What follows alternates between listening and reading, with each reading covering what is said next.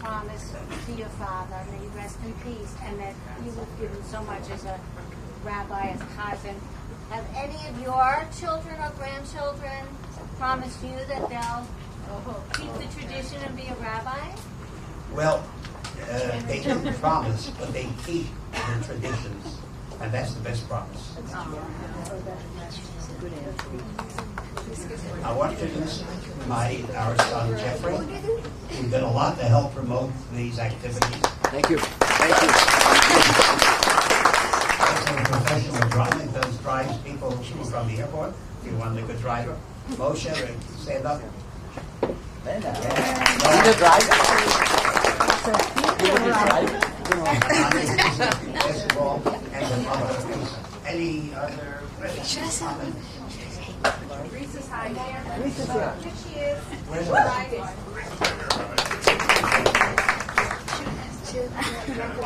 She's there.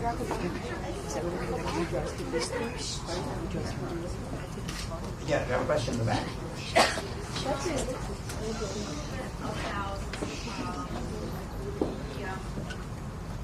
Discussions that took place among the rabbis of South Florida leading up to the 1987 visit of Pope John Paul II and the decision either to support him in your case, which was that or not. Okay. I got a letter marked personal and confidential from the late Archbishop Edward McCarthy, who was the second Archbishop here. The first was Coleman Carroll, who I worked with, Archbishop Papelor, and the current Archbishop Winston. I get a letter marked personal confidential, and in the letter he says to me, Pope John Paul II is coming to the United States in 1987, 2 years hence, and he would like to meet with Jewish leaders of the United States here in Miami. And the purpose of the letter is for me to say if the Jewish leaders will meet with him. And I inquired him whether he was on. So he decided to come, and I was the liaison between the Catholic and Jewish communities. And that developed. And because of that meeting, which I was ticketed the night before by some of my right-wing friends who said, why do you meet with the Pope? He doesn't recognize Israel. He didn't condemn anti-Semitism. He didn't apologize for what they didn't do enough to save the Jews' Holocaust. So I said, if there's a chance to do these things, it's not by boycotting them, but by meeting with the talk. We had a marvelous meeting, and he presented his case, or he just made a speech, and our rabbi we selected told him these things that we would like him to do. P.S. Within a short time, he recognized Israel. In fact, he went to Israel. He condemned anti-Semitism and called it a sin, and he issued an apology. He asked for teshuvah, which is the Hebrew word for repentance, and so on. So I'm saying that our meeting did it, but it helped along that. Let me give you one final point, and then ask you more questions. So when I was, as Mr. Fremont said, I was given the papal medal in 1985.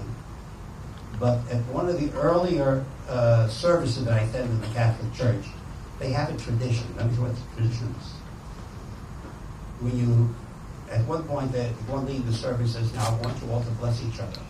So you turn to your friend, and I wasn't aware of that ceremony. So somebody turned to me and said, the Lord be with you.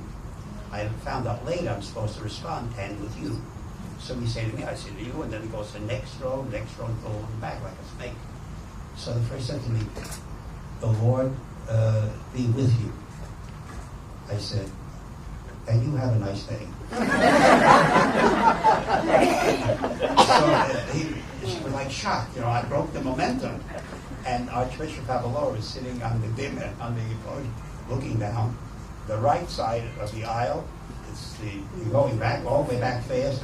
And the left aisle is stuck in the third row. She says to me after the service, Rabbi, we're here to help you my service. You screw up the whole service. So now I know what to say. But let me tell you, at the meeting that Mr. Fremont and Alice were, when I was awarded the papal medal, the music there was magnificent. A beautiful choir, a beautiful orchestra. The music was beautiful. So the guy sitting next to me says, you know, Rabbi, the Catholics know how to do pomp and circumstance. I said, yeah. She said, Rabbi, do the Jews have pomp and circumstance? I said, well, sometimes we have a little pomp, depending on the circumstance.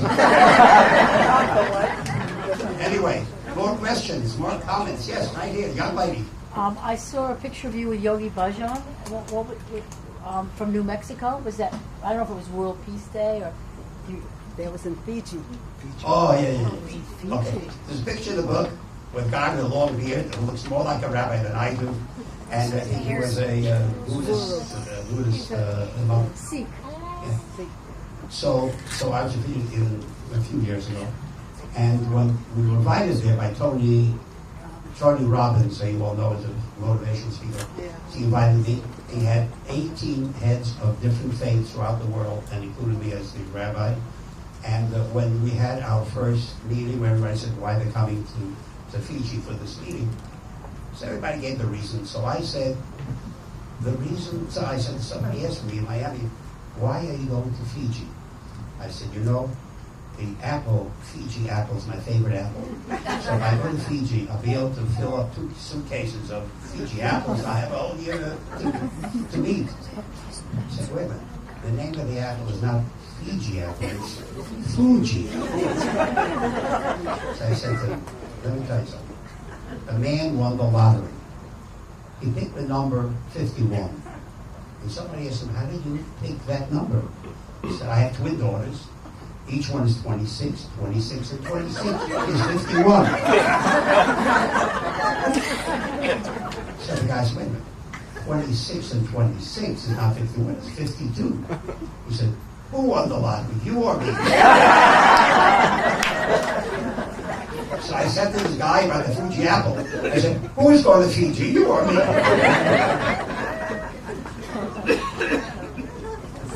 Yes, Moshe. Okay, so can you tell a story about when you went to Japan and you saw the emperor in your hat? That's a long story. It's in the book. But Long story short. Well, in short, I saw the emperor in Japan. I was an interfaith mission. And when he came down in the morning leaving, they wouldn't let anybody leave the hotel until the emperor leaves. The red carpet. And we line up. And he said, don't take a picture with a flash. I took a picture of a flash. I got his picture. Anyway, but one thing happened. I left my suitcase and all my stuff down until I ran to leave.